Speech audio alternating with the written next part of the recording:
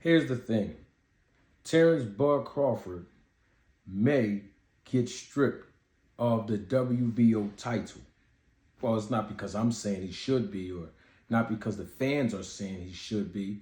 Well, not because of fighters saying that he should be. It's because of the WBO rules and regulations that says that basically this is a possibility for this to happen.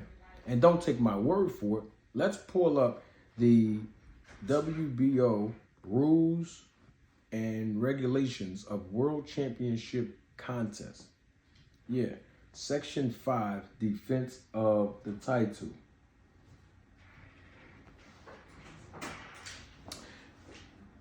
Y'all know how I do. Class is in session. We're going to read it all together so that we can all be on the same page. And we're going to read the first portion of Section 5, defense of the title. And in that first portion, we're just going to read the first long sentence in Part A. And it reads these words.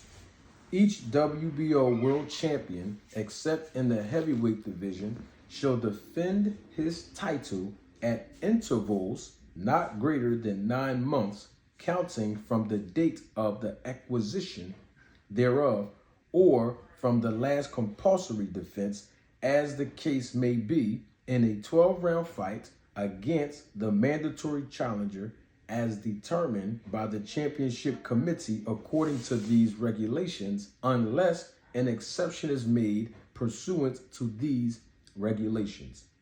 So basically, in a nutshell, if I may interpret that, any WBO world champion, except for the heavyweight champion or a champion in the heavyweight division, they must defend their title in intervals no greater than 9 months of the acquisition of that title.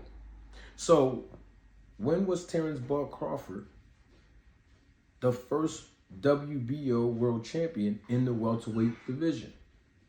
Well, we're going to have to pull up Terence Bud Crawford's record right here, and let's go back to see the date of the acquisition thereof that he won the actual title, starting with Jeff Horn.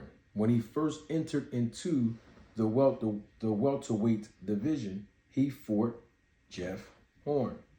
Now, we have to count to make sure that the next fight that he fought in was in intervals of 9 months, right?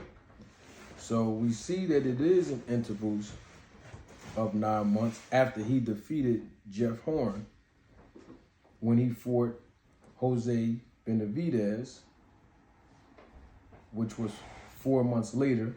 Then he fought Amir Khan. Then he fought Mean Machine. Then he fought Kell Brook. Then he fights Sean Porter. And then, of course, his last fight was against David Ebenezer. So if you look at the Kell Brook fight, where it says he fought Kell Brook November the 14th, 2020, then 9 months later, he should have competed against Sean Porter. You see, every other fight that he had, from Jeff Horn all the way up until fighting Sean Porter, they were within 9-month intervals. So he was not in violation of the WBO regulations. However, somehow, some way, I believe there was a purse bid, which delayed that process. But in any event, he finally fights Sean Porter a year after he fights Kell Brook. Now, this is where the violation comes in at.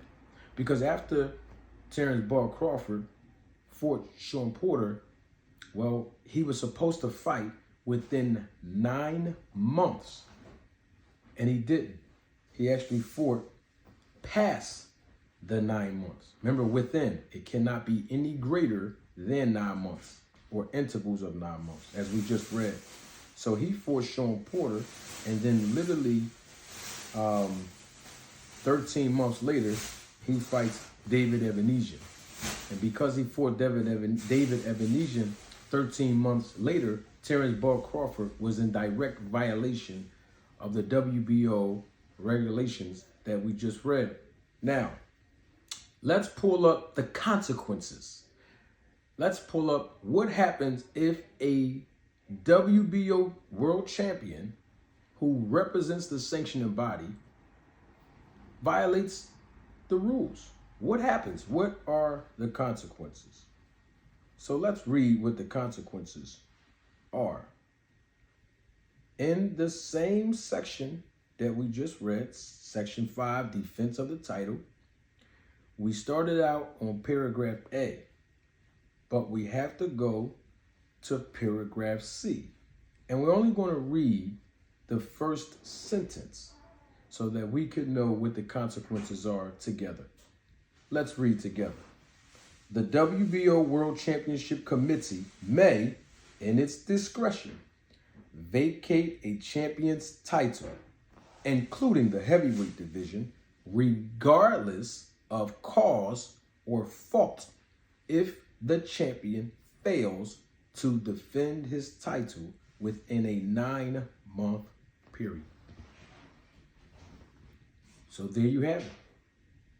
The WBO says in their own documents, their own doctrine, their own rules and regulations that, of course, at their discretion, they can vacate a champion's title regardless of cause or fault if that champion fails to defend that title within a 9-month period. And as we see, Terence Crawford violated those very rules. So we have to see what the WBO is actually going to do. Is they going to strip Terence Crawford? Or they can do one even better. They can actually mandate for Terence Crawford to defend the title within another 9 months, since he just fought earlier this month in December, a few weeks ago. They can order him that within 9 months, the mandatory defense of his title should be against a leading, ranked, and available contender. I am kind of hinting for like Boots, Jerron Ennis from Philly. The reason why I'm saying that is because, well, they have to be ranked by the WBO, that leading available contender. And I didn't see anywhere in the WBO's rankings Errol Spence's name. I haven't seen it. So that's why I'm not including him in this particular equation. But that would be great.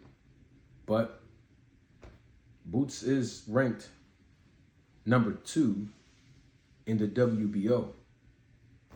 So maybe after his January fight, maybe within 9 months, we can see Jerron Boots Ennis fighting Terence Crawford for the WBO welterweight championship of the world. Or we can see the Errol Spence fight, but we know that Terence Crawford doesn't want to fight Errol Spence Jr.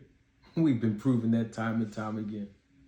But listen, before you go, don't forget to like this video, subscribe to this channel, and there is a special way that you all can make a contribution in an effort to support this channel. There's an icon right below that says Super Thanks. Please click that icon, and I'm going to tell you I appreciate it right in advance. When you click on that icon and make a donation and contribution to this channel, your support is greatly appreciated, and you will see benefits of this channel continuously growing based on your contribution.